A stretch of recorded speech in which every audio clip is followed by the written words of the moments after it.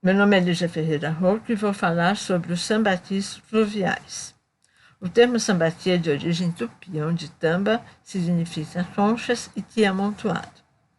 As pesquisas iniciais sobre esse tema apresentavam duas tendências quanto ao entendimento sobre a sua construção e origem. A primeira, denominada naturalista, propunha que os sambatis eram resultado do recuo do mar e da ação do vento, além de processos associados ao dilúvio que teria alterado o nível do mar. A presença de vestígios humanos, como esqueletos, era explicada como resultado de naufrágios. A segunda tendência, artificialista, considerava que esses sítios eram resultado da ação humana e propunham duas maneiras distintas de perceber os sambatis. A primeira considerava que os sambatis eram resultado da acumulação casual de restos de cozinha, e a outra, em decorrência da presença de muitos sepultamentos, supunham que fossem monumentos funerários. Em consequência de achados nitidamente relacionados à ação humana, surge a tendência mista, ou corrente mista, que percebe os sambatis como uma combinação de elementos naturais e humanos. Esses sítios concheiros variam bastante de tamanho e podem atingir dimensões que alcançam até 70 metros de altura e 500 de comprimento. Exibem uma sucessão estratigráfica com espessas camadas de conchas intercaladas por numerosos estratos finos e escuros, ricos em matéria orgânica. Segundo de Blasis, nessas estruturas, as ocorrências mais significativas são os sepultamentos, que se encontram dispostos cerimonialmente em locais especificamente preparados para isso, frequentemente acompanhados de artefatos, oferendas alimentares e fogueiras. A identificação de fauna malacológica em sambatis pode esclarecer detalhes sobre os hábitos alimentares dos povos construtores dessas estruturas.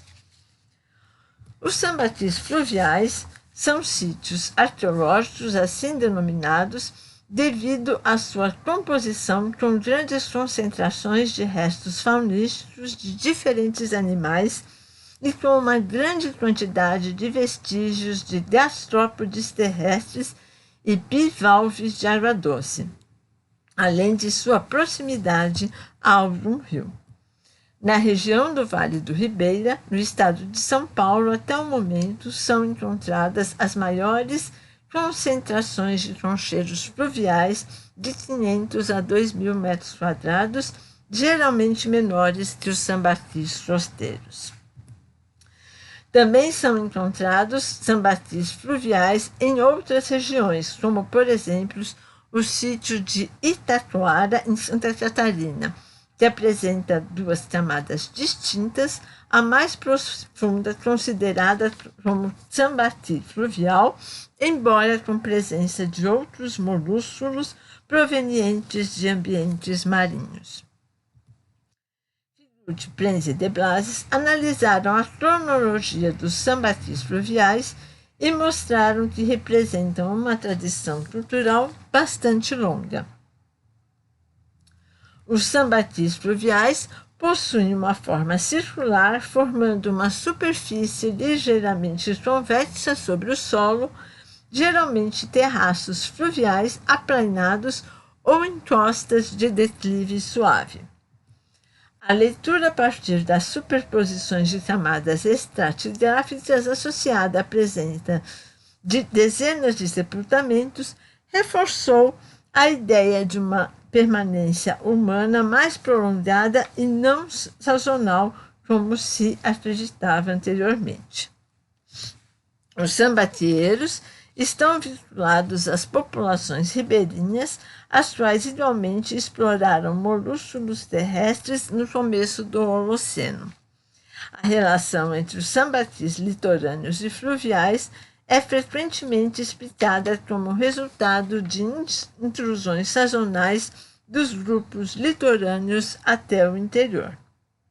Em estudos que elaboraram uma comparação sistemática entre a morfologia craniana dos sambatieiros fluviais do Vale do Ribeira em relação à de construtores de sítios concheiros litorâneos, foi constatada diferença morfológica significativa entre os habitantes do Sambaqui Fluvial Moraes e os indivíduos costeiros. O resultado da análise de DNA do Sambaqui Laranjal e Moraes aponta uma alta afinidade, e os indivíduos do sítio Moraes apresentam, juntamente com as amostras do Sambaqui Jabuticabeira II, a maior proximidade genética com as populações G, o que pode indicar o estabelecimento dessas populações há pelo menos 8.500 anos antes do presente. Villagrán comenta a hipótese proposta por Calipo em 2010, o qual defende a relação entre sambaquis fluviais e litorâneos do estado de São Paulo com uma possível origem comum vinculada à ocupação dos paleovales fluviais e paleoplanícies litorâneas do Pleistoceno.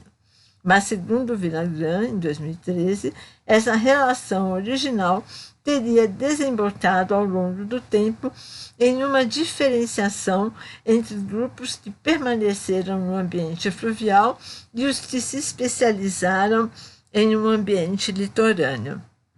A indústria lítica e óssea dos sambaquis fluviais do Vale do Ribeira é muito semelhante à dos costeiros. Entretanto, há sítios nessa região onde são encontradas pontas de projéteis típicas da tradição umbu, que pode ser explicado pela sobreposição de ocupações distintas.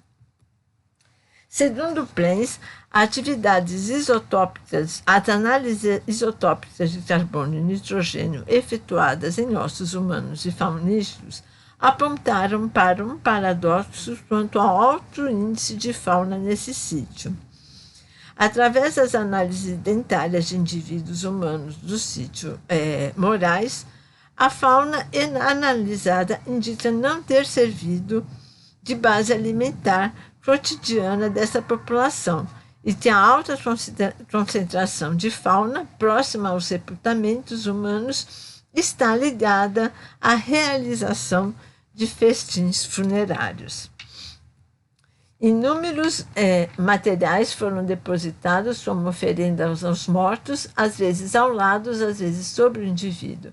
Detalhes dos rituais funerários indicam que o culto aos mortos, em alguns casos, levava um período longo de tempo. Para Plens, os dados disponíveis até o momento parecem apontar para um quadro complexo, cujas semelhanças estruturais entre os grupos sambaqueiros, fluviais e costeiros não indicam um elo de ligação entre os dois grupos, mas uma relação de contato que perdurou pelo menos 7.000 anos. Obrigada. E agora a bibliografia.